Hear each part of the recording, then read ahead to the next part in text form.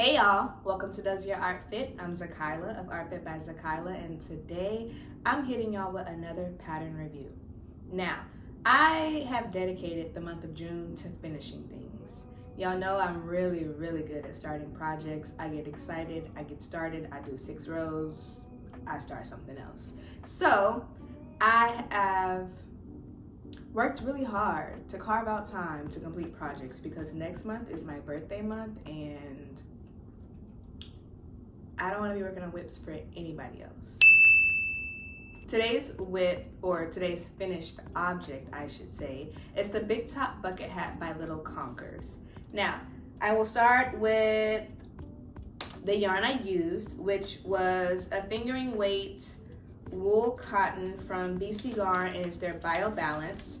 This is in the color red.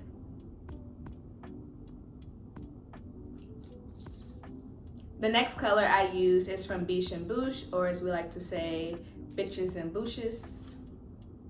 This is their Petit organic cotton, and it's in the color Undyed Off-White. This is also a fingering weight yarn. Both of these yarns came from Knit Dallas because this is a sample for Knit Dallas, so they can be found there. If you want to make the same thing, you should check them out, and you can order online, so do what you gotta do. Before I get into the hat, I'll talk about the yarn just a little bit. The Bio Balance comes in a lot of beautiful colors. I do think that it would be a shame to make this hat out of fully Bio Balance. Just that wool cotton blend is easy to snap, easy to break, and we don't want that in our finished projects. However, I think pairing it with a very strong fingering weight cotton like the Biches and Buches was the perfect mix. Now, the reason that I didn't go with the organic cotton for both colors was because the line of colors for this is very limited. I think they have like 6 or 8 colors, as opposed to the Bio Balance, which has like 24 to 30 different colors. Now to the hat. I found this pattern in the Inside Crochet issue 150, I believe. Let me see, make sure. I got notes on my phone. Okay, so this is, Inside Crochet issue 150. This one came out in 2022. It is fingering weight yarn and a 3mm hook. I did use a 3mm hook, and also it's written in UK terms. For me, something written in UK terms is not a big deal. For others, it tends to be a big deal. You just gotta translate a little bit. And this is a hat made with single crochet in the back loop, which gives it that texture, so it's just single crochet. So no big deal that it's written in UK terms.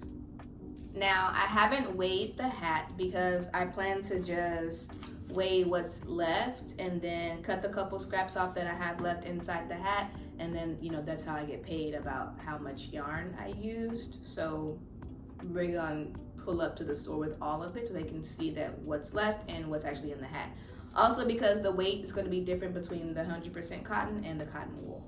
Now, Little Conkers did her thing with this pattern, okay? Look at it. It literally looks like you're about to go to the circus. Like, I think in the UK they have, like, you know, fairs. And I don't know what they have in the UK, actually. I know here this reminds me of a circus tent. It doesn't remind me of, like, a state fair or anything like that because I'm from Texas. And our state fair is unlike any other, so yeah. All right. So I just think it's so cute. I really respect the way the color changes happen in the pattern. I think it was written well enough for me to understand. I think you start with like 6 stitches, and by the end you got a couple hundred of them, and it is what it is. It worked up pretty slow for me. I was comparing it to a knitting project because it just took me forever. I don't know if it was because I didn't have the focus for it. I feel like part of it was changing colors every like 3 to 4 stitches. It was getting on my nerves. And another thing that I liked about this pattern was that I was able to try something new because look, it actually has floats and not the traditional kind of like tapestry crochet that I'm used to. I'm used to carrying the color in it, which is what I do for my own bucket hat designs. But this one has floats, and it reminds me of what the inside of a knitting stranded colorwork project would look like. So I think that if you will do this pattern, it is important to pay attention to the way that you twist your yarn when switching from color to color, because you want it to be consistent. No one's going to see the inside of your hat, however, you want it to be consistent. So like I said, I left the tails on. They are woven in, but I'll cut them when I get to the store and calculate how much yardage I used for this. Also about this pattern is that there's a folded under brim.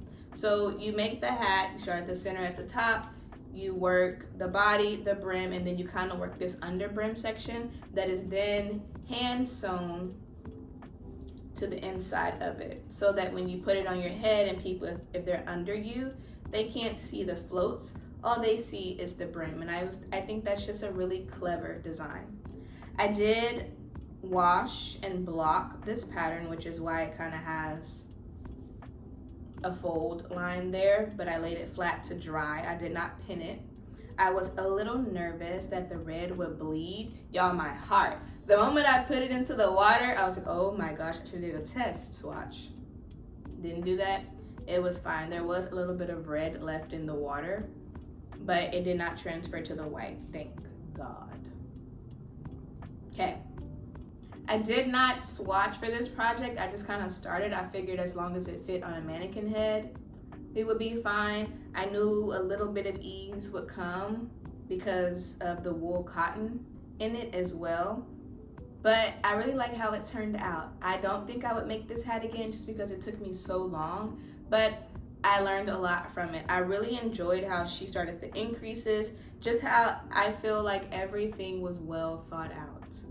And we don't always get that in patterns.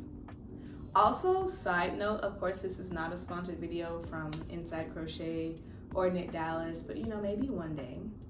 Maybe one day.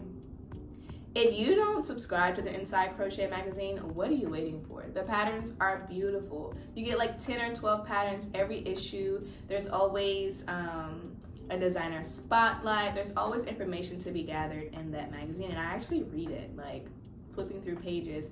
I want to know the back stories to people's designs, and I want to know, you know, what it's like to have or to be a full-time creator and a full-time whatever else the people do, because more often than not, people that are creating these beautiful designs have full-time jobs and families and all those things. I do not have a full-time job. I don't have any children, don't have a husband. If you say that differently, it sounds sad, but I'm very happy. I am very free that I don't have to take care of children every night, but whatever, that's a side tangent. Okay, so I really like this hat. I think if you want to make it, it's definitely one of those projects that will get the oohs and ahs out of people. To me, it does scream crochet, but I think that because it's done with texture, it kind of elevates the design. The color palette elevates the design, and I think that Little Conkers did a really beautiful job writing this pattern. So, you guys let me know. Do you think that you'll make this pattern? Will you subscribe to Inside Crochet Magazine? Because I have more things coming that I've made from that magazine. I just think they do a good job of finding designers who make crochet for today and not for the 1960s.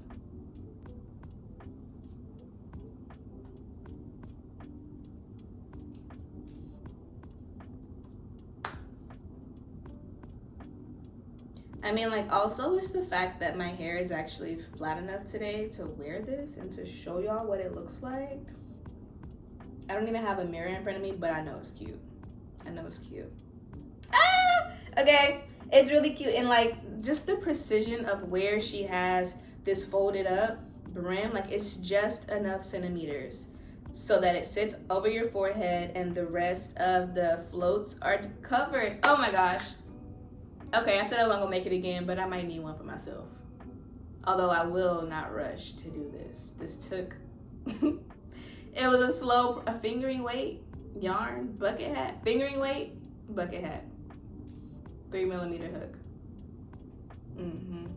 The people that do bucket hats in, you know, 90 minutes with a 6mm hook and some chunky yarn, this may not be the project for you.